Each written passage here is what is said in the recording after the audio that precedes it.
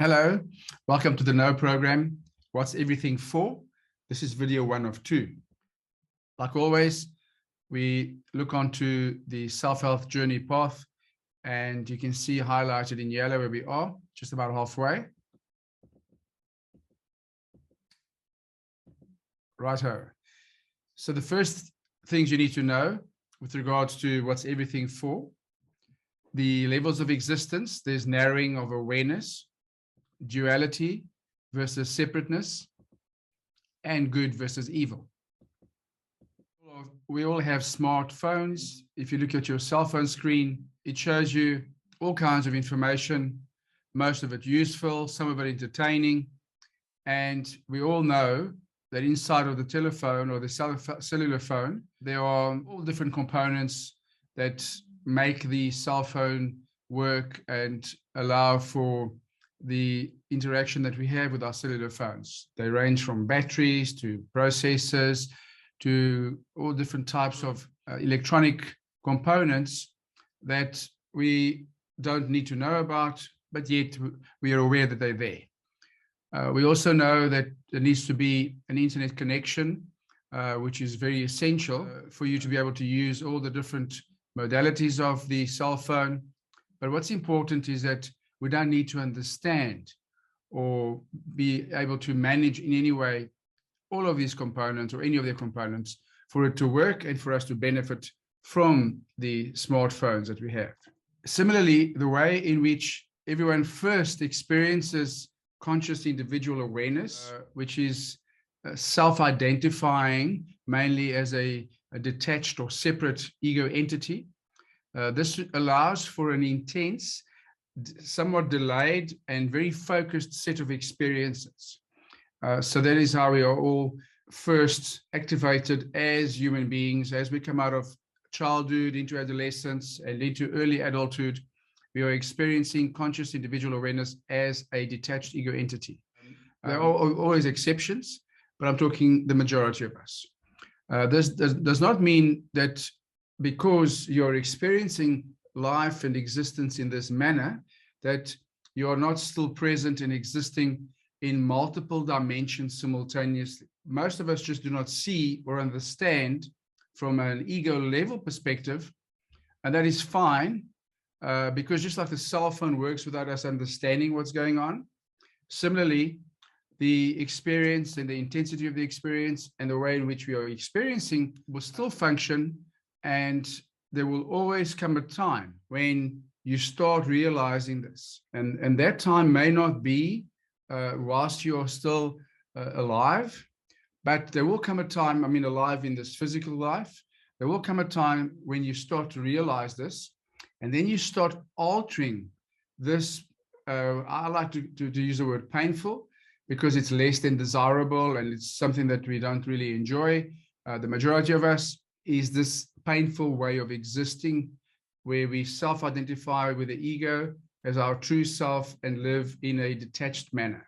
So then you basically start becoming aware of this, and you immediately start altering this way of existing, and there's great fun in that. I like to equate it to somebody that hits a golf ball. If you're standing over a golf ball and you have a driver in your hand and you want to hit the ball far, you have to go back quite a bit. And if you go back quite a lot, you can usually hit the ball further than if you only go back a small amount. The greater the degree and the difficulty and the intensity of the ego attachment, as you come out of it, then there is more fun in coming out of it and realizing what you can do and who you truly are. And that propels you further. So don't be too upset if you've had difficulties, or if you've struggled, or if life has been full of ups and downs, because as you come out of that existence, that same pain and that same memory of that ego attachment existence will propel you quite far forward, and it'll be a lot of fun as you move out of it and into a new way of living. Just to now talk to you about the narrowing of awareness, as the levels of existence are cascading and created, and these are created in a split second at the beginning the universal time. All of these levels are created almost simultaneously, but they are very different, as we've briefly touched upon. But I just want you to have a quick understanding that the awareness at each level and the entities being aware are not only separated from all that is by the dimensions of being and have different characteristics, different ways of influencing the base matrix, and different ways of experiencing existence within that level of existence, but also very key is that the awareness is narrowing quite dramatically from level to level. They change in the amount of intelligence and clarity and complex conceptual thinking to a more linear thinking, and then to a very intense linear thought, which is an emotional way of existing, and then to action and resulting physical interaction. This awareness cone, if you like, is very important, because as we talk about the next few points of discussion, you need to just be very aware that the lower, let's use the word lower levels, or the bottom levels, have a very much different way of being aware when compared to the entities and the existences higher up, where the awareness is much broader and across various entities in some cases. And that becomes important when it comes to being able to work out why it matters to access and to interact with your higher connections. So just be aware that the narrowing of their awareness exists, and it's quite drastic from level to level. As far as duality, the characteristics of duality, we did talk to you previously about all that is being outside of time and space and so on. And when the levels of existence are created through the folding or the hiding of the dimensions of being, then you start to have the existence of the key components that allow for experiencing. So we call that duality. If you have light and dark, or if you have positive and negative, and if you now have past and you have present and future, in other words, different points in time, you start to see that experience is now possible because there's contrast. So you have time, you have universal phases, and this will only be discussed in the expert webinars. It's too much of a detailed explanation on the various simultaneous and parallel universes and how the phasing works from universe to universe. But those come into existence. Then you have 3D space with all the various points within the 3D space within each universe. And then you have within each point a frequency and a character range, which then changes the way in which that point expresses itself. So you have 3D space and you have point differentiation within the universe. So each point can have different characteristics. And then you have the awareness itself of the existence.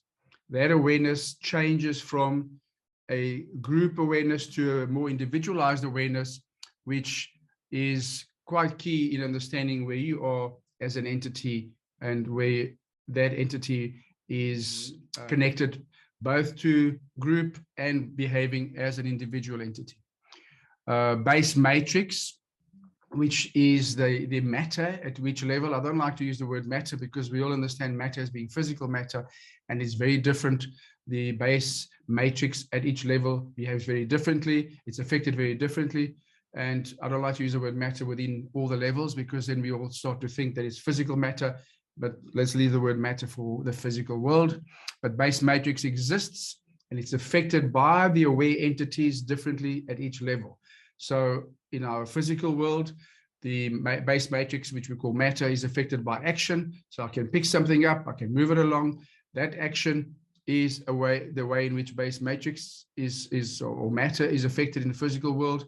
And as we go from within level to level, the way in which the base matrix behaves and is affected or handled or manipulated or moved or transformed is different depending on the level. So the entities or the aware entities within each level have a specific characteristic way of shaping and handling the base matrix within that level.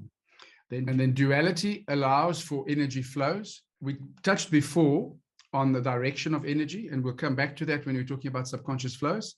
but just be aware that the origin of energy, those little packets of information moving across a potential difference, is only possible because now there's a difference. Now there's a difference or a duality which allows for energy to actually flow.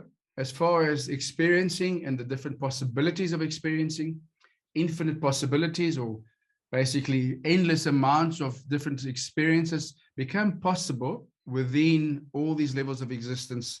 And that is key to the all that is primary drive, which is to experience itself, and through the levels of existence, infinite possibilities become possible.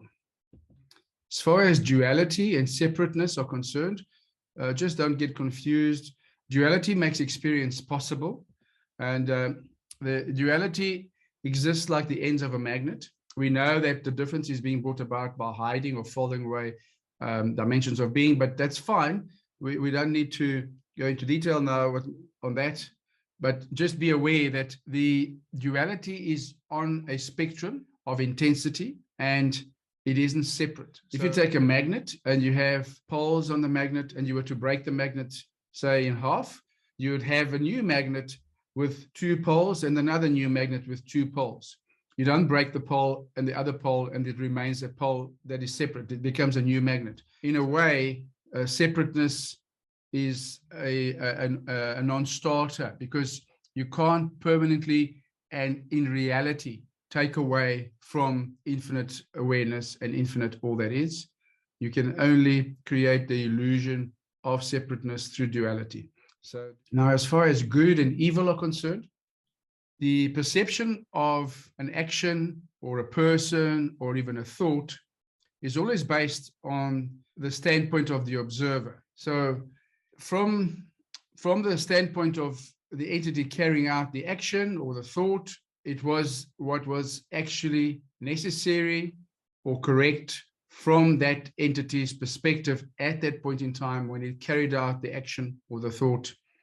But later on, with retrospect, it might look back and think that wasn't right, or other entities at the time of the action or at the time of the thought might perceive that action as not being right from their perspective.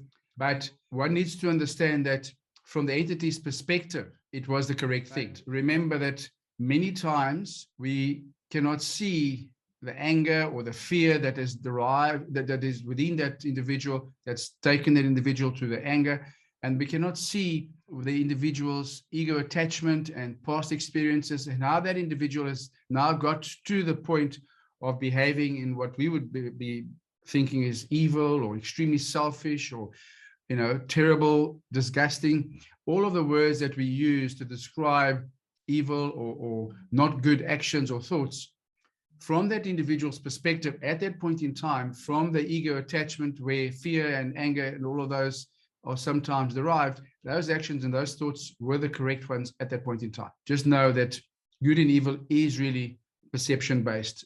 And from the ego's perspective, it was what was required at the time. And then remember, the real measure of intelligence is action. Don't wait, because the time will never really be right. If you don't start, you have already failed before you begin. And then you also need to know about basic energy and organizing energy, which we'll discuss in the next video. And with that, let's keep going.